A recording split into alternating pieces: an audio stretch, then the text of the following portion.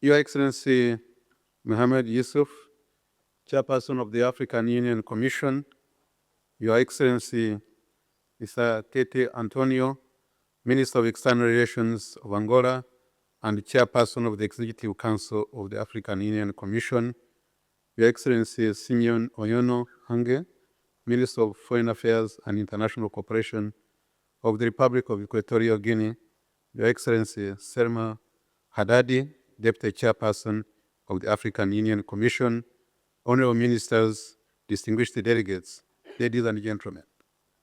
It is an honor to address this distinguished Executive Council at such a crucial moment in Africa's development journey. I wish to begin by thanking the government and people of Equatorial Guinea for their warm hospitality and excellent organization of this meeting. I also wish to express my sincere appreciation to the African Union Commission under the leadership of Chairperson Mohamed Yusuf for its tireless efforts in steering the continent's integration and development agenda and for convening us for this vital session. We meet at a time when the world is facing convergence of crises, from climate instability, escalating geopolitical tensions, constrained development finance, high indebtedness, and mounting economic uncertainty. These global headwinds have only amplified long-standing structural challenges across Africa. And the question is, how do we respond to these converging crises? Yes, Africa's economic growth is recovering, but not fast enough. The 3.3% average growth rate for 2024 remains below pre-pandemic levels of 3.8%, while debt servicing continues to consume around 19 billion US dollars annually, leaving little room for investment in critical infrastructure and social services. Moreover, concessional financing is shrinking, and global capital is increasingly risk-averse. But our continent also holds the keys to its own future. It has a youthful population, a vast consumer base, untapped natural resources, and equally important, a continental free trade area with unprecedented potential. That is why the Economic Commission for Africa affirms that trade and investment are the twin engines of inclusive growth, job creation, and domestic resource mobilization. In this light, I wish to propose 5 strategic actions to help turn our vision into measurable outcomes. First, we must accelerate the Africa Continental Free Trade Area implementation. As Africa's most transformative economic initiative since the founding of the OAU, the Africa Continental Free Trade Area has the potential to restructure African economies. By 2045, the AFCFTA is projected to boost intra-Africa trade by 45%, while driving sectoral growth, including 60% of agri-food, 48% in industry, 34% in services, and 28% in energy and mining. But we must ensure that this trade agreement does not remain on paper.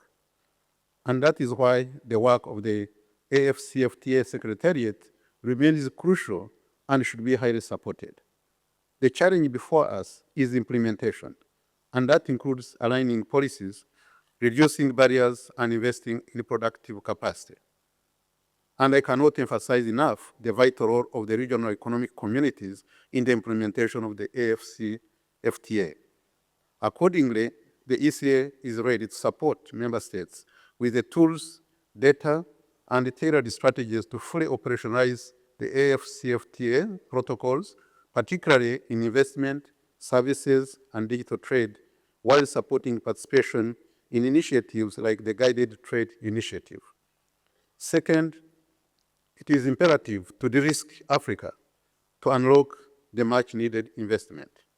If investors see Africa as high risk, they will price us out of global capital.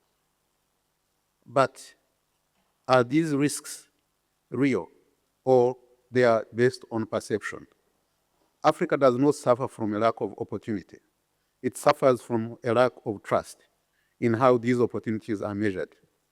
It is unacceptable that after 60 years of independence, we have only 2 investment-grade rated countries on the continent. That is why the ECA continues to advocate for the establishment of the Africa Credit Rating Agency, one that reflects our economic fundamentals, not external biases. In parallel, we must strengthen regional capital markets to attract long-term resources for private sector investment, issue local currency bonds, and scale up the blended finance mechanisms to channel domestic savings into critical sectors like infrastructure, industry, and the green economy. Third, we must also scale up the development of regional value chains and leverage special economic zones. We have already identified 94 regional value chains to be developed across the continent in key sectors from pharmaceuticals and agro-processing to battery manufacturing and digital services. In addition, over 200 special economic zones are planned to be built across the continent to support clustering, innovation, and scale.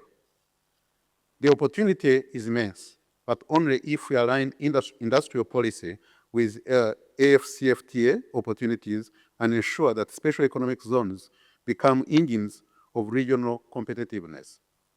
And ECA is ready to assist in this regard. Fourth, we must digitize taxation, simplify our tax systems, and formalize the informal sector. Can Africa truly finance its own development if the majority of the businesses remain outside the formal system?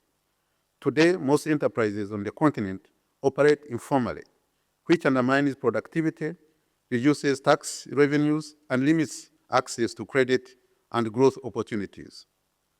To address this, we must simplify tax systems, streamline business registration, and digitize revenue systems to boost efficiency, transparency, and compliance. Equally vital is the provision of incentives for private investment and transitional support for informal enterprises, especially those led by women and youth. Fifth, climate resilience must go hand in hand with economic transformation. Africa contributes less than 4% of global emissions, yet it bears the brunt of the climate crisis.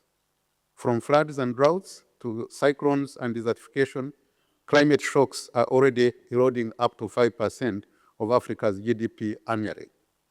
Nevertheless, while pushing for fair and just climate finance, we must also seize the initiative. Indeed, Africa has the potential to become a global leader in green industrialization, renewable energy deployment, and climate-smart agriculture. Excellencies, these 5 priorities, trade, investment, industrialization, domestic resource mobilization, and climate resilience, are not isolated. They are interconnected levers for structural transformation, and we are not starting from zero. But the progress we are making across the continent must now be scaled. The question is no longer what to do, but how urgently we can do it. The ECA is ever ready to jointly walk this journey with you and provide robust technical support, credible data, policy tools, and strategic partnerships to build an Africa that is integrated, prosperous, and resilient by design. I thank you very much for your kind attention.